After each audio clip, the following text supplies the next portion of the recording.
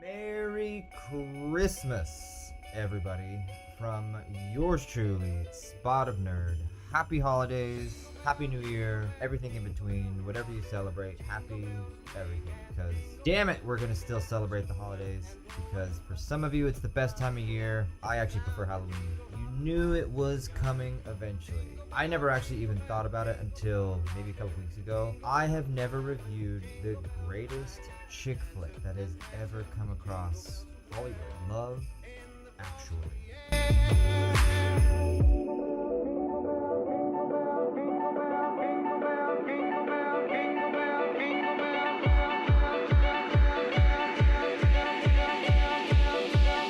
Ho, ho, ho!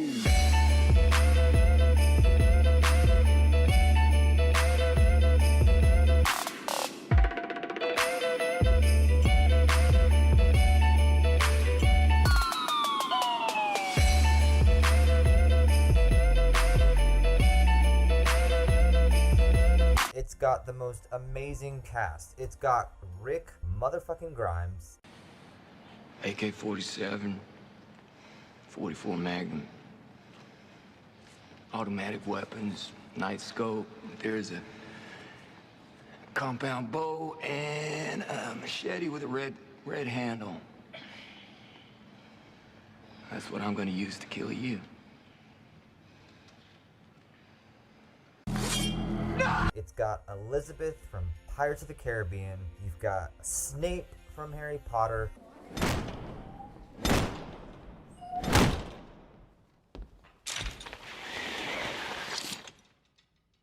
Turn to page 394.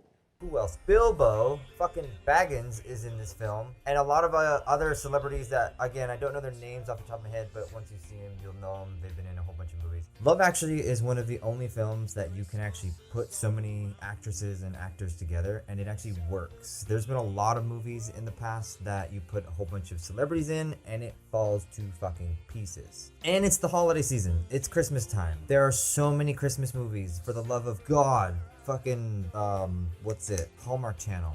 Jesus. But it's a Christmas movie that it brings you joy, it brings you happiness, and it's perfect in every way. Ooh, Hugh Grant. That's who I'm forgetting. Hugh motherfucking Grant is the Prime Minister of England. So, anyway, if you haven't seen Love Actually, shame on you, because again, it's one of those cult classics. I don't know if it's a cult classic. It's a classic, like The Goonies, Encino Man, Home Alone. It's Home Alone, like the Christmas time movie to watch. Home Alone 1 and Home Alone 2. But it's a story revolving around love during the holidays. Bilbo is shooting porn with a chick and he falls in love. Rick Grimes is trying to have an affair with his best mate's girlfriend. Elizabeth is a whore who technically cheats on her new husband. Snape fucks the hottie from work, who the work hottie is a whore. And you've got Mr. Bean, who probably is the only innocent one in the entire film.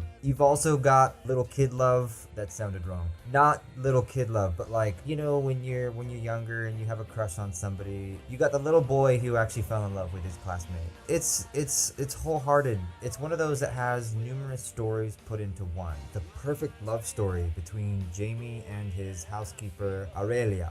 Jamie found out that his brother was cheating on his wife, and he's a famous author, so he's writing this book, and his housekeeper, Aurelia, gives you the warm cuddlies inside because they eventually learn to fall in love with each other, not knowing how to speak to each other because they have different languages. And of course, he learns her language, she learns his language, and at the end of it, they come together and they get married. It's awesome. Hugh Grant, like I said, plays the Prime Minister, and he's very important. He's a very important politician in charge of the UK, and he just gets this mad crush on one of his assistants, Natalie. It's awesome because Natalie's just your average Joe. She's your middle class, got a big family, and she's just trying to survive. Where, you know, Hugh Grant's character, he's the Prime Minister, so he can't really have intimate relations with outsiders, but it's cliche and it kind of makes you vomit just a little bit in your mouth. Love doesn't really have a barrier. It's what it is, and love will find a way. Hashtag Jeff Goldblum, Jurassic Park.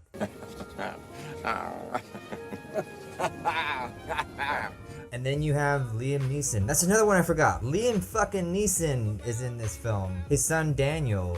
It's one of those sad moments that, you know, there are many of us that go through during the holidays. His wife passed away. He now has to take care of their son Daniel. Daniel is the one that fell in love with one of his classmates. And it's young love, it's cute, yada yada. What is so awesome about this film, there's so many different stories being told through so many different avenues that not everything is positive. Yeah, you've got the love and you've got the building something amazing from nothing, but you've also got people that have had heartbreak, who have had tragedy, and they are now going through the holidays just like everybody else, and it's supposed to be the most magical, epic time of year, but for some of us, it's the worst time of year. It's the most troubling time of year, and you have to remember that not everybody is going through the same thing you are. Some are better than others in terms of happiness, in terms of reflecting on things, love, passions, family, the whole 9 yards. In the whole movie, Bilbo's story is my favorite. He is a stand-in for Hollywood, for movies, things like that. And he basically meets his future fiance buck naked shooting scenes on a movie. It's hilarious and it's fucking awesome. You can't forget Colin Farrell. He's got a big knob. American girls would seriously dig me with my cute British accent. You don't have a cute British accent. Yes, I do. Again, it's that funny situation of he can't get laid for the life of him. He is a nobody, he's a loser, and he just goes to the US and fucks like a rabbit. It's awesome because sometimes the loser does win in the end, and Colin with his big knob finally does win. But you've also got heartache, specifically with Snape's character. He makes bad decisions, and ultimately he's been married for a long time with his amazing wife and children. The office whore comes into play. Unfortunately, those decisions sometimes are the worst you can ever make, and I'm sure many of us have experienced it or know somebody who's experienced it when it comes to cheating. And fuck you if you do it during the holidays, because that's a bitch fucking move. Another one of the great aspects of this film, you can't forget Billy Mack, the famous old school guitarist rock star who has nobody but is this famous rich musician, and he's out of his prime, but during specifically this holiday season, he actually gets back into the spotlight and becomes the #1 on the charts. But the kind of kickback there, and I don't mean kickback in a negative way, is he finds out that nobody really cares in terms of like loves him for who he is except his manager. And I think I kind of hit specifically with that storyline. Sure, we've all got a lot of friends and a lot of acquaintances. We've got maybe family, yada yada yada. Do you really have somebody that genuinely deep down gives a fuck about you? I think the saddest part about that, I'm gonna be really negative here. In today's world with everything going on, there's a divide now that's astronomical, and you know, the people you can count on and the people that you can find support, very few and far between. So that's where I kind of look to this movie and get a little bit of hope, just because, you know, there's maybe 1 or 2 of you out there that gives 2 fucks. And the last part about that, what makes this film so great and so iconic, is you cannot forget Rick Grimes' famous poster holding, telling the love of his life that she is perfect. Realistically, there's a lot of horrible things in this film in terms of adultery, affairs, fucking, and finding out that that person you're fucking is the love of your life, which isn't a bad thing, I guess, if you think about it. But what I love about Rick Grimes and the poster and his just giving it all to the person that he absolutely adores and loves is he reins it in. Like, let's give him credit. Yes, he kind of saw his best friend marry the love of his life because he was madly in love with her, but at the end of the day, he's respecting the boundaries and respecting the space. Shame-ish on Elizabeth for kissing him. The way the movie is, you can't knock it because she always was wondering why he treated her like shit. Well, it's because he was ashamed and shy that he was madly in love with her. He was madly in love with his best friend's wife. There's a little bad there, but the majority of it, to me, if you ask me, is good because it's being transparent, it's being honest. Something that we all need to fucking be better at is being honest and communicate with each other instead of being fuckwits. I think what the bottom line is with Love Actually, there are so many life lessons that you can take from this film. It's disgusting. You almost just want to throw up the sheer amount of cliches about love, about happiness, about sadness and drama and horrible decisions that we can make, but good decisions we can make at the same time, and pursuing the ones that we love. It's inspiring, it's funny, it's great storytelling. It's real. It's dark.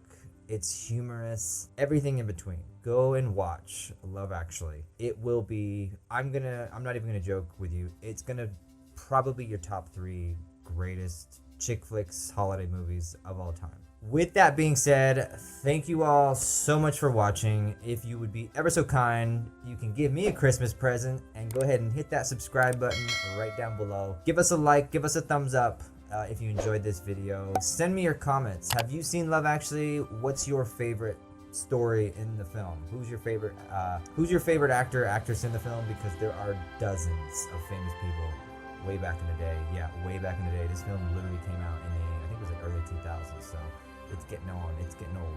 We will see you potentially in the new year, because as you might imagine, today is Christmas Day. Wonder Woman 84 is out today, and we are going to be reviewing that next. Wonder Woman 2. I've already told you it's gonna be shit, so let's see if I can back myself up, because let's be real. Wonder Woman, the first one, was a pile of ass. I have literally seen episodes of Teletubbies that are better than Wonder Woman.